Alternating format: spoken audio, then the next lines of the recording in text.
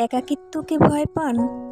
যখন আপনি বুঝে যাবেন একা থাকলে আঘাত পেতে হয় না, তখন আপনার একাকিত্বকে সবথেকে শান্তি বলে মনে হবে। আসলেই তাই।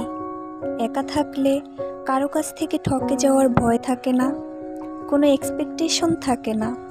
জীবনে যত কম এক্সপেকটেশন রাখবেন, নিজেকে তত বেশি সুখী বলে মনে হবে।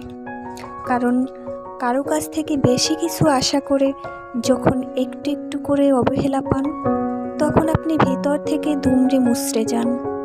সেটা প্রতিনিয়ত আপনার যন্ত্রণাকে তীব্র করে তোলে। একাকিত্বকে উপভোগ করতে পারলে জীবন অনেক সহজ হয়ে যাবে। তখন কষ্ট আর আপনার মাঝে দূরত্ব হবে কয়েকশো মাইল।